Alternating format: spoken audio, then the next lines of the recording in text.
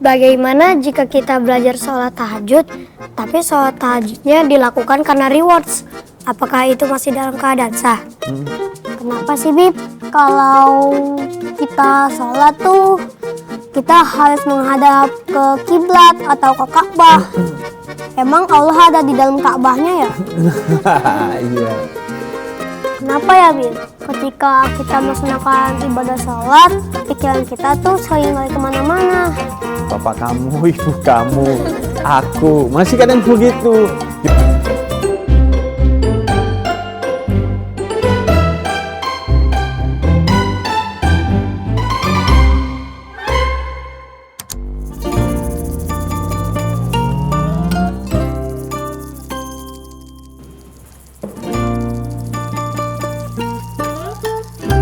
Hai semua. Hai. Assalamualaikum. Waalaikumsalam. Sebelum kita ngobrol-ngobrol, gimana biar ilmunya nanti gampang diserap dan bermanfaat, kita awali dengan doa. Doa menuntut ilmu. Yuk, siapa yang mau memimpin? Saya Silakan Malik. bersiap untuk berdoa. A'udzu billahi minasyaitonir rajim. Bismillahirrahmanirrahim. Rabbi zidni ilma warzuqni fahman. Amin. Dan kita sudah berdoa, tapi biar enak ngobrol-ngobrolnya, kita harus kenalan. Karena kenalan itu ajaran dari Al-Quran. Kata surat Al-Hujurat ayat ke-13, kita itu diciptakan semuanya berbeda. Ada yang beda suku, ada yang beda jenis kelamin, ada yang beda agama juga bahkan. Kalau di sini sih sama semua kita ya. Ada yang beda ini beda itu, bahkan saudara kembar pun beda. Iya enggak? Kembar yang identik aja beda tuh, sidik jarinya beda pasti. Nah, perbedaan itu kata surat Al-Hujurat ayat ke-13 bukan untuk bikin kita jadi merasa lebih hebat dari yang lain, merendahkan yang lain, sombong, atau jadi perpecahan dan pertengkaran. Melainkan kata Al-Quran, li ta'arofu, untuk saling mengenal, karena tak kenal maka tak sayang. Dari kenal akhirnya saling sayang, bisa saling bantu, bisa saling support dan lain sebagainya. Jadi kita kenalan dulu. Perkenalkan, nama aku Kanaya Alika Putri Oktaviani. Biasanya aku dipanggil Kanaya. Kamu sekolahnya di mana? Aku di STIT Darjatul Ulum di Depok. Di Depok. Iya. Kelas? Aku kelas 5 SD. 5 SD. Cita-cita kamu apa, Kanaya? Aku mau jadi dokter sama model profesional. Oke, jadi dokter dan model profesional. Iya. Jadi bisa digabung tuh. Jadi dokter sekaligus jadi model, sekaligus jadi influencer, artis yang mengedukasi orang tentang kedokteran. Kan banyak tuh sekarang dokter yang jadi influencer kan, jadi YouTuber, jadi artis bahkan. Tapi tetap sebagai dokter untuk mengedukasi, ngajarin orang tentang hal-hal yang sifatnya medis. Hai Malik. Hai Habib. Perkenalkan, nama aku Abdul Malik Al-Azi. Habib boleh panggil aku Malik. Malik. Artinya? Maharaja. Maharaja. Jadi mau jadi raja cita-citanya Malik. Iya. Iya. Jadi raja segala dokter. Jadi mimpin yang dokter-dokter itu untuk Membantu. jadi rumah ibadah. Iya. Membantu buat orang yang membutuhkan. Iya. Kamu sekolahnya di mana Malik? Sekolahnya di SDN Paseban 07 Pagi, Jakarta Pusat. Kelas? Kelas 4 SD. Kelas 4 SD. Oke. Yauma. Assalamualaikum Habib. Waalaikumsalam. Nama lengkap kamu siapa Yauma? Yauma Atharis Satria. Oke. Kamu kelas? 5 SD. 5 SD di? SD Islam Darussalam Cikunir Bekasi. Cita-citanya Yauma apa? Jadi pemain bola. Seperti Messi atau Cristiano Ronaldo? Cristiano Ronaldo. Cristiano Ronaldo. Berarti siu ya. Su. Berarti suka MU? Chelsea. Chelsea. Kalau K, nama lengkapnya? Kiana Chabashi. Oke. Kamu dari sekolah mana, K? SD Islam Nurul Ilmi. Nurul Ilmi. Di mana tuh? Di Bekasi. Di Bekasi juga. Kelas berapa, K? 4. Kelas 4. Cita-citanya apa, K? Pemain bola. Pemain bola juga. Ronaldo, Messi, Ronaldo sih. Ronaldo. Berarti suka MU. Ya. Suka MU ya. Terus Ki juga nanti bisa dakwah pakai bola ya. Iya kan? Bisa nunjukin akhlak yang baik di lapangan. Kan ada tuh yang dakwah Islam pakai bola. Muhammad Salah. Muhammad Salah. Muhammad Salah kan banyak tuh menginspirasi orang buat akhirnya kenal Islam. Walaupun misalnya nggak login ke Islam, tapi paling nggak jadi Islam ternyata agama yang keren ya. Akhirnya mereka menghormati dan mencintai agama Islam dalam toleransi. Naura. Assalamualaikum Habib. Waalaikumsalam Naura. Perkenalkan, nama aku Naura Askadina. Habib bisa panggil aku Naura. Naura. Sekolahnya di mana? Di MI Plus Al Muhajirin Depok. Depok. Kelas berapa Naura? Aku kelas 4. Cita-citanya Naura apa? Cita-cita aku mau jadi ustazah. Sama kayak cita-cita aku tuh. Cita-cita aku dari kelas 1 SD itu jadi ulama. Naura pengen jadi ustazah seperti siapa? Ada nggak ustazah yang, Naura ngefans nih? Ustazah Lulu. Kayak Sina dong. Sina tuh kan pakai boneka. Ustazah dulu kan pakai boneka kan? Iya. Iya kan? Aku juga kalau berdakwah pakai boneka. Oh, kamu juga bisa. Wow. Jadi dakwahnya juga pakai boneka-boneka gitu. Iya. Oke. Sina. Assalamualaikum Habib. Waalaikumsalam Sina. Ini yang di samping kamu siapa tuh? Namaku Sky. Oh, Sky, Iya. langit. Kalau Sina sendiri nama lengkapnya? Afshana Zarina Sofialdin, bisa dipanggil Shena. Sena. Sena sekolah di mana dan kelas berapa? Sekolah di Nasa School Bekasi, kelas 6 SD. Kelas 6 SD. Cita-citanya apa, Sena? Mau jadi makeup artist dan artis yang multitalenta. Wow, jadi make upin diri sendiri itu ya? Iya. Tapi kan aku juga diajarin sama ayahku waktu kecil, nanti kamu dakwah juga ke artis-artis itu. Karena mereka tuh orang-orang baik, cuman mereka masih tidak dekat dalam mengenal agama. Jadi nanti Sena bisa sekalian dakwah tuh sebagai artis. Platformnya kan gede tuh, dimanfaatin bukan cuman untuk popularitas dan untuk kerja Sena, tapi juga untuk akhirat Sena dengan berdakwah melalui layar televisi, YouTube, media sosial dan lain sebagainya. Dan kalau aku lihat Sena, aku ingat kepada istrinya Nabi Muhammad yang namanya Sayyidah Aisyah. Karena Sayyidah Aisyah itu juga suka boneka. Diriwayatkan bahwa Sayyidah Aisyah itu suka main boneka bahkan setelah menikah dengan Nabi Muhammad dan ngajakin teman-temannya main boneka. Suatu hari ketika Nabi Muhammad melihat Sayyidah Aisyah dan teman-temannya main boneka, teman-temannya pada lari. Karena katanya khawatir Nabi gak suka dan ngomelin mereka. Padahal kemudian kata Nabi, Sayyidah Aisyah, panggillah teman-temanmu dan bermainlah boneka bersama. Artinya kita memang tidak dilarang untuk bermain boneka oleh Nabi Muhammad. Bahkan itu adalah salah satu kesukaannya istri Nabi Muhammad yang namanya Sayyidah Aisyah. Istri yang cerdas, istri yang cantik, yang hidup bersama Nabi Muhammad. Kita bakal tayangin ya pertanyaan-pertanyaan yang udah kalian tulis. Iya. Nanti aku tanya pertanyaan siapa itu ya. Oke, Bib. Oke.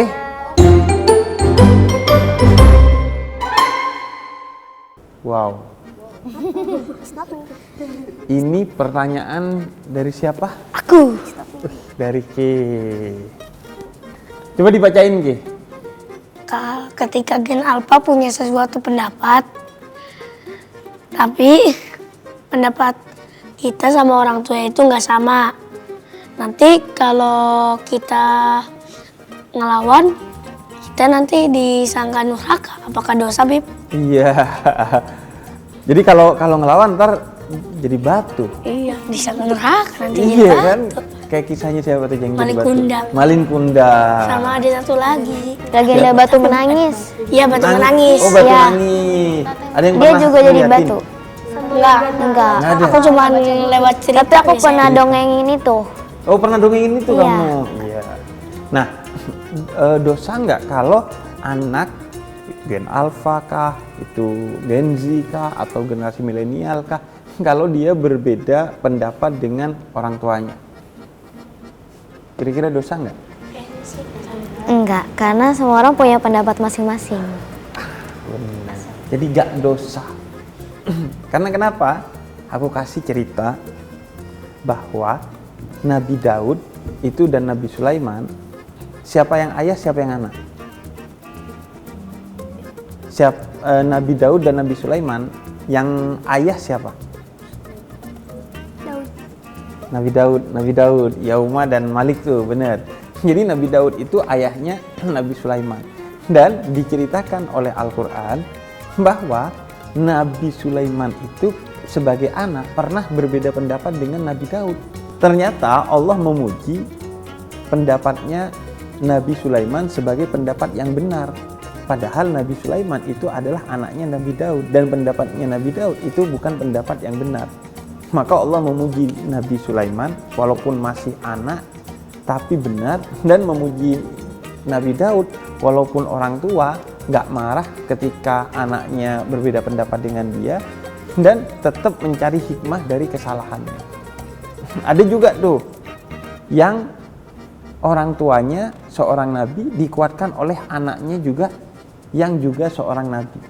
Anaknya lebih kuat dan kemudian menguatkan orang tuanya. Ketika anak itu mau disembelih, siapa? Nabi Ismail. Nabi Ismail. Nabi Ismail ketika mau disembelih, Nabi Ibrahim, wah gimana ya? Kemudian Nabi Ismail yang justru menguatkan Nabi Ibrahim bahwa kalau ini perintah Allah, maka lakukanlah.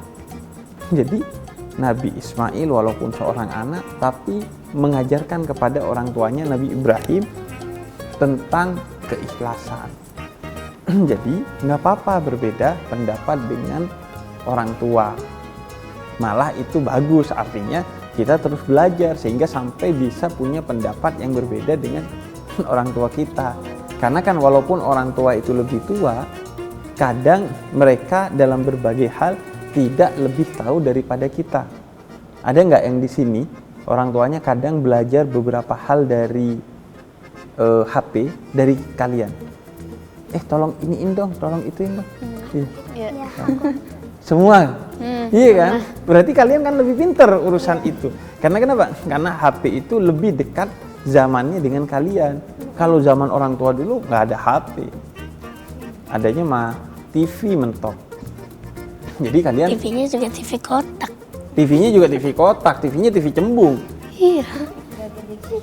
Iya, kalau emang lebih tahu, maka kita harus belajar kepada dia.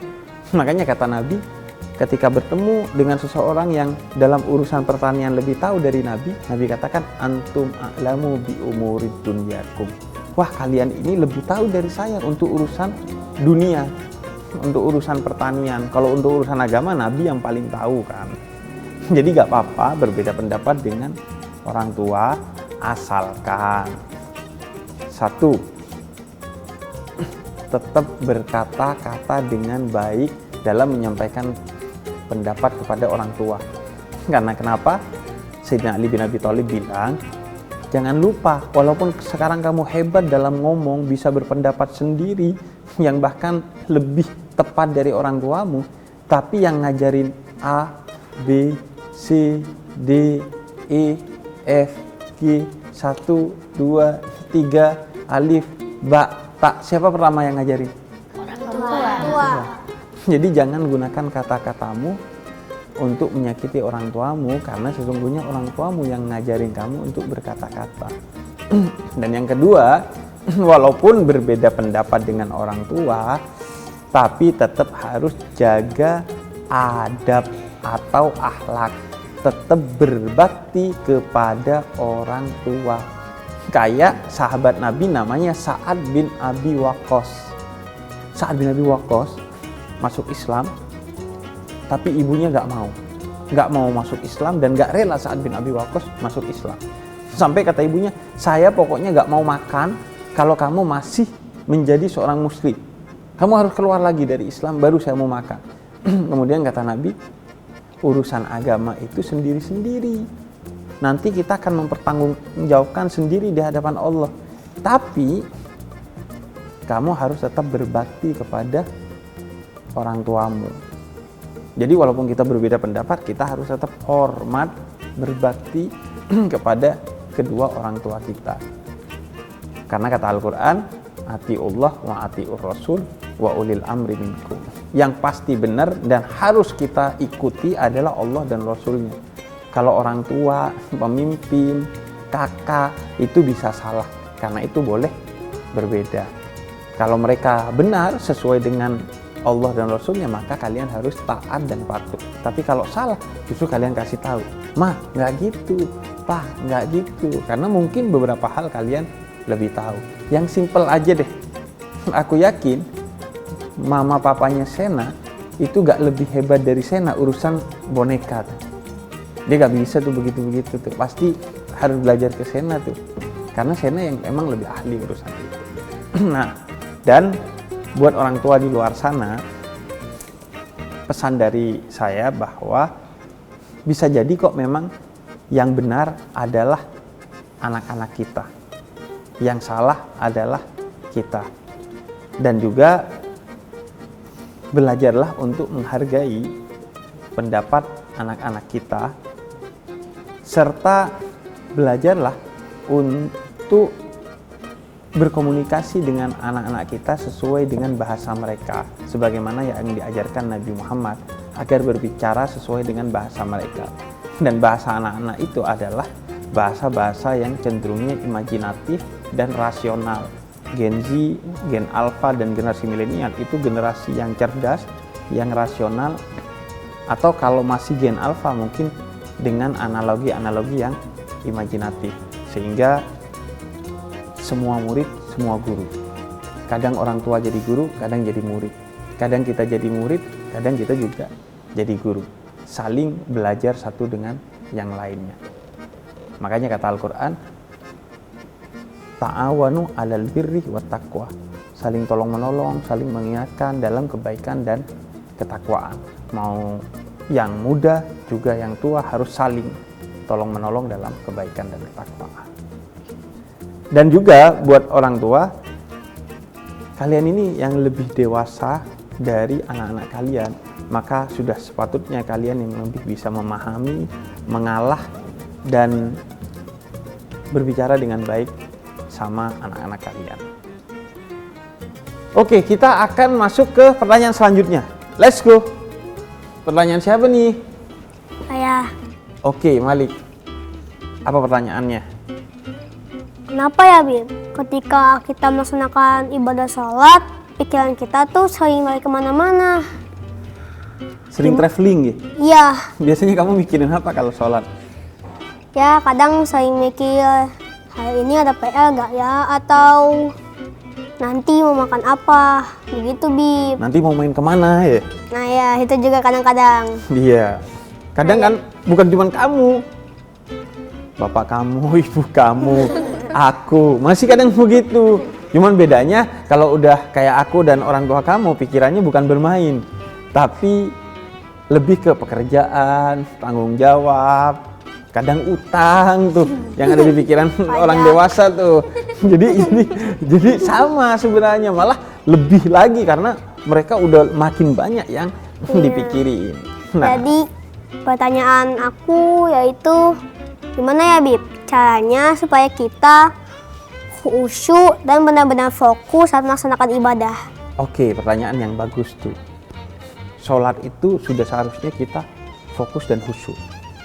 Karena kenapa? Karena Allah udah ngasih 24 jam sehari kepada kita. Yang Allah minta untuk sholat cuma berapa menit? Malik, sholat subuh berapa menit? 5. 5 menit. Sholat duhur 5 menit. 5. Berarti 5 waktu 5 menit masing-masing. Iya. Berarti cuman totalnya berapa? 5 kali 5. Ya 50 menit. 25 menit. Allah minta waktu kita untuk sholat 23 setengah jam lebih 5 menit. Bonusnya 5 menit tuh, 23 setengah jam plus 5 menit. Ambil kalian, kata Allah.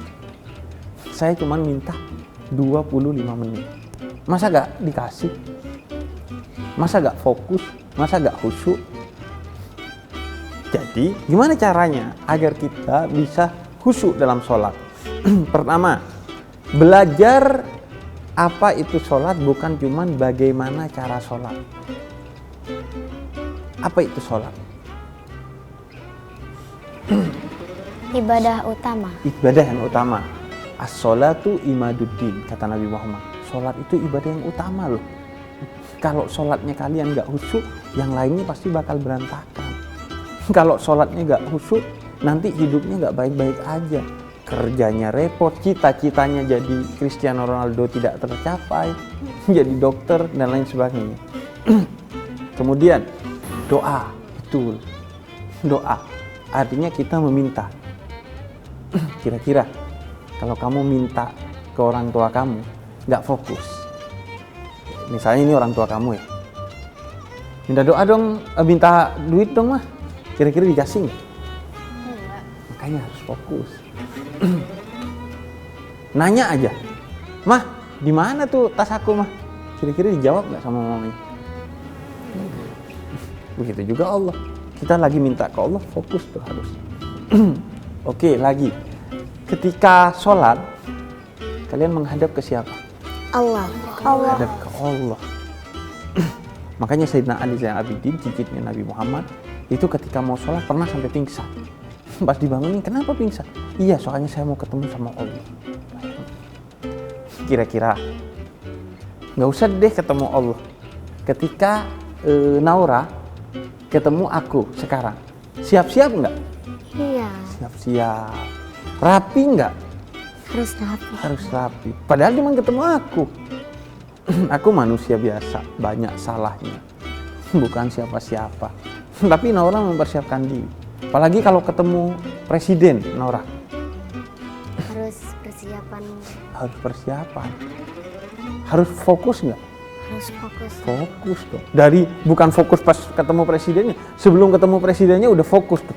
Besok saya bakal ini, gak boleh digangguin. Saya besok mau ketemu sama presiden. Ini mau ketemu dengan yang menciptakan alam semesta, yang menciptakan presiden, yang menciptakan aku, yang menciptakan kalian semua. Jadi pertama harus tahu apa itu sholat, bukan hanya tahu bagaimana cara sholat. Kemudian yang kedua, untuk melatih khusyuk atau fokus dalam sholat, kita harus tahu apa yang kita omongkan, apa yang kita baca saat sholat. Nih yang selalu ada di semua sholat, surat apa? Al-Fatihah. Al-Fatihah. Tahu nggak kata Nabi Muhammad, ketika kita membaca surat Al-Fatihah, itu Allah membalas semua bacaan kita. Kata Nabi Muhammad, Allah tuh manggilin malaikat datang, kemudian lihat-lihat tuh, wah hambaku tuh mencintai aku dan aku mencintai dia. Jadi ketika kita membaca surat Al-Fatihah, kita tahu artinya, kita tahu maknanya, bahwa kita lagi komunikasi sama Allah, pasti kita fokus. Yang ketiga, harus melakukan berbagai usaha agar bisa fokus. Fokus melihat tempat sujudnya agar lebih khusyuk. Jadi pas sholat tuh ngelihat tempat sujudnya, liatin terus fokus. Pas ruku ngeliatin sana, pas sujud sih gak bisa ya. Pas semua, pokoknya semua pas sholat matanya tuh fokus sana. Karena kenapa? Karena kita juga gak tahu siapa yang ada di depan kita, apa yang ada di depan kita, mungkin ada yang lewat. Jadi nggak ke-distract sama semua itu, karena kita fokus ke sana. Kecuali saat di Ka'bah. Kalau kalian nanti umroh, maka harus ngelihat ke Ka'bah pas sholat di depan Ka'bah. Kalau nggak di depan Ka'bah, ngelihatnya ke tempat sujudnya.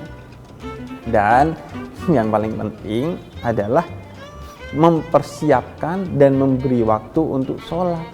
Jangan sholat dalam keadaan tidak siap dan di sela-sela waktu. Akhirnya gak fokus.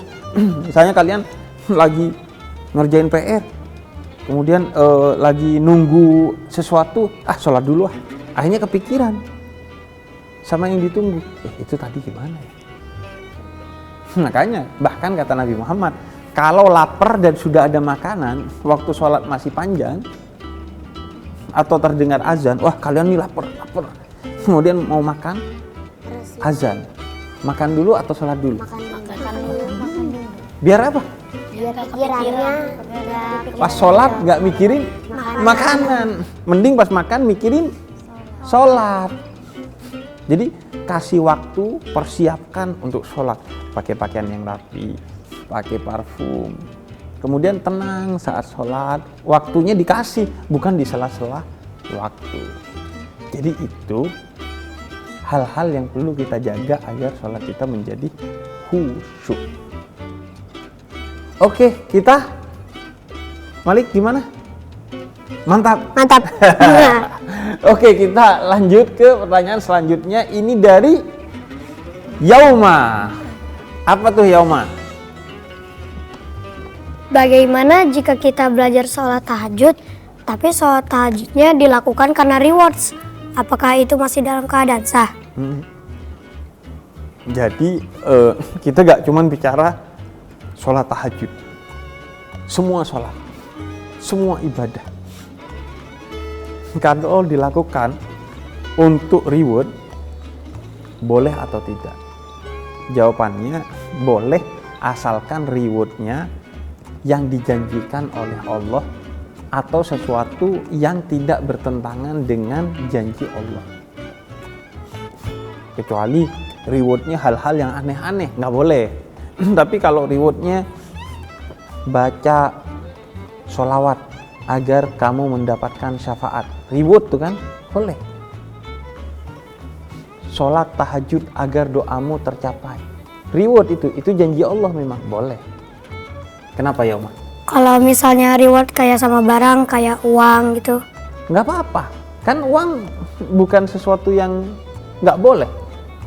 Kecuali rewardnya hal-hal yang nggak dibolehin sama agama. Itu untuk biar kalian semangat. Makanya di Islam juga ada nazar kan.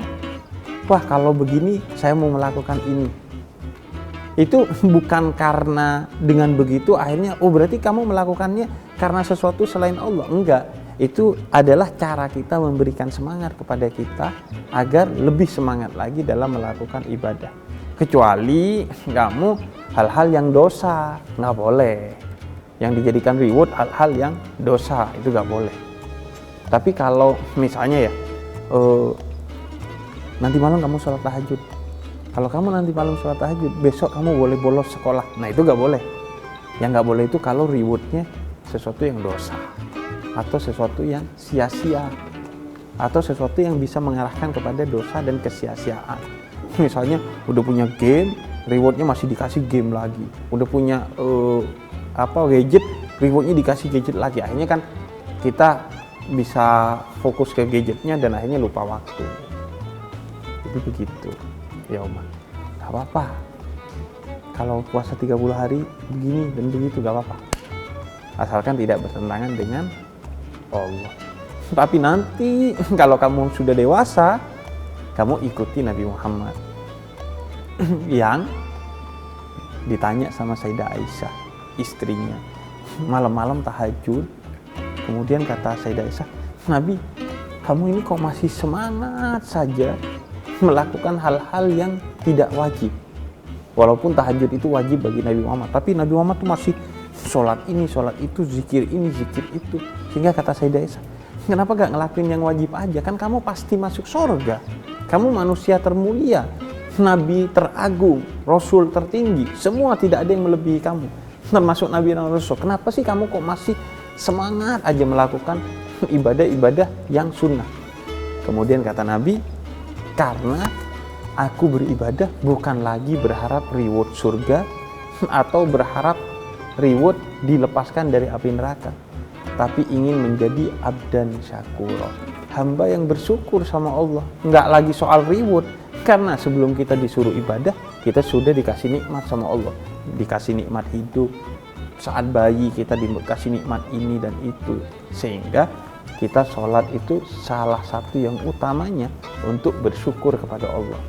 Karena anak yang baik, dia tahu berterima kasih kepada siapapun yang berbuat baik kepada dia, dan tahu memaafkan siapapun yang berbuat buruk kepada dia. Begitu, Yong. Oke, Rob. Malik.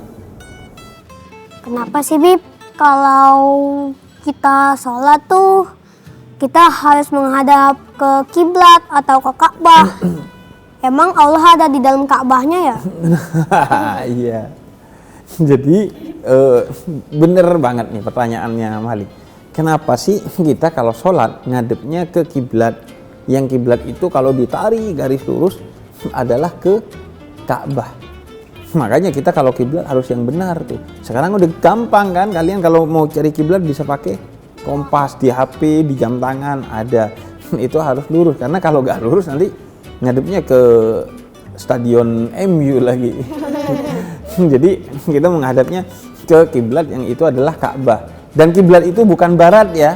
Banyak karena di Indonesia kita sering bilang, oh kiblat baratnya mana? Bukan, kiblat beda dengan barat. Cuman dari Indonesia posisinya memang di arah barat. Tapi kiblat nggak mesti hanya ke barat, bisa agak bengkok dikit. Nah, kenapa sih? Padahal kata Al-Quran sendiri, kemanapun kalian melihat, di sana itu ada wajah Allah.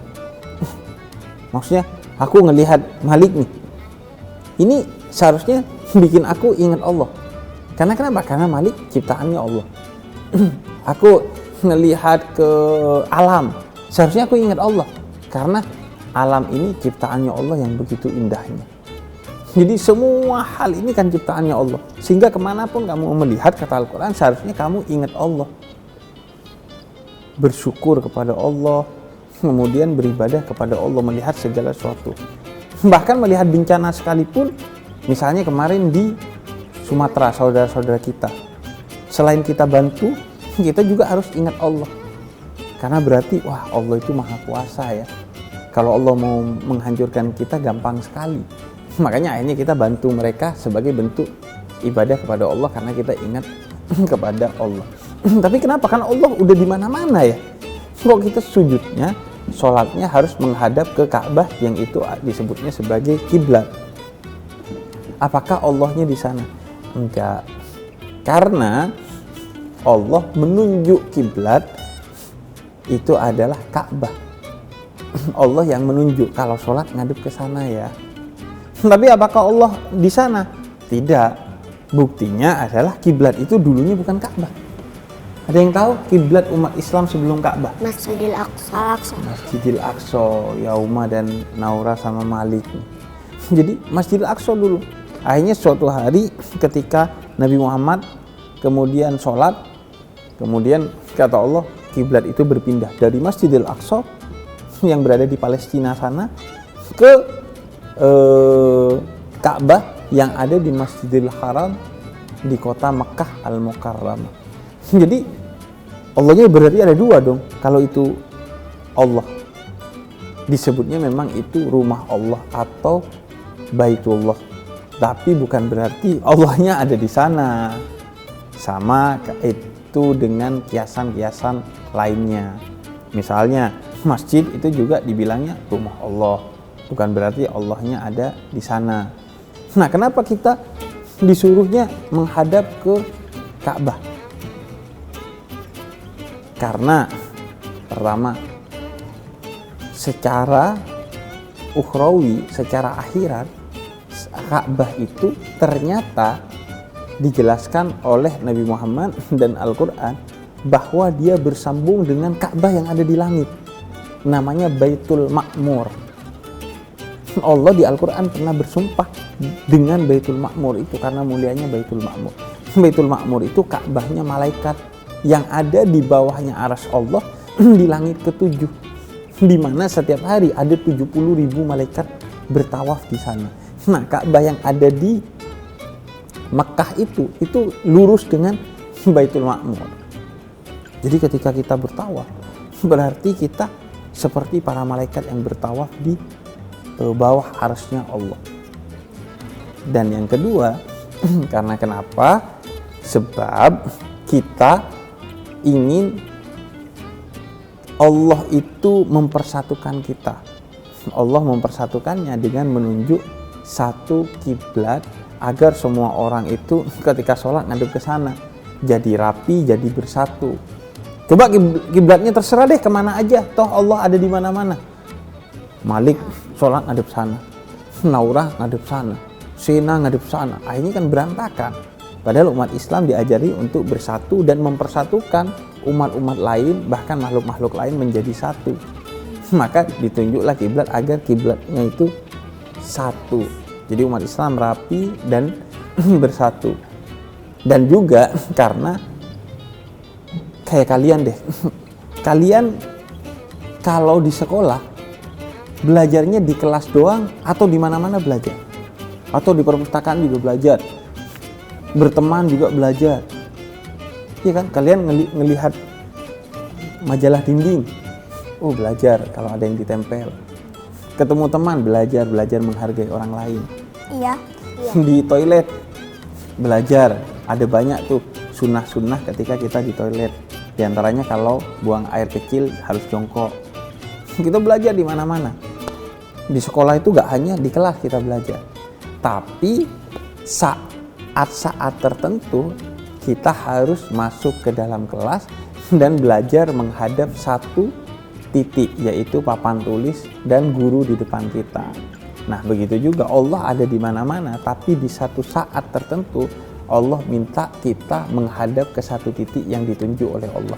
Kayak kita di sekolah belajar di mana-mana, tapi ada saat-saat tertentu kita diminta oleh guru kita menghadap ke papan tulis untuk belajar bersama agar kita bisa menjadi satu sebagai umat beragama bagi yang sesama muslim dan umat manusia bagi yang berbeda agama dengan kita. Bukan Allahnya di sana, tapi Allah menunjuk Ka'bah untuk jadi kiblatnya umat Islam agar gak bingung ketika mau sholat, agar bersatu juga ketika sholat berjamaah ngadep satu titik. Kalau kiblatnya nggak ditentukan, wah ketika sholat berjamaah bisa jadi ada yang begini ngadep sana, ada yang begitu ngadep sana. Jadi kan nggak rapi, nggak bersatu. Jadi di sholat itu kita bukan hanya diajari tentang bagaimana mencari pahala agar masuk surga, tapi juga agar hidupnya baik. Bagaimana cara hidup baik? Kita bersatu dengan orang lain.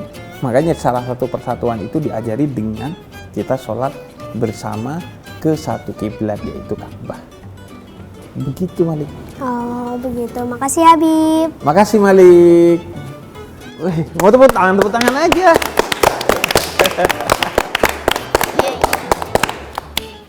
Terima kasih teman-teman ya. Ya sama-sama Habib. Udah. Terima kasih juga sudah menjawab semua pertanyaan kami.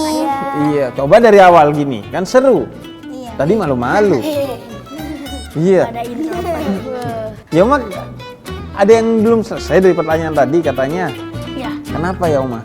Habib, aku masih bingung tentang penjelasan dan pengertian tentang sunnah. Tapi aku sering mendengar kata-kata sunnah, sholat sunnah, dan lain sebagainya.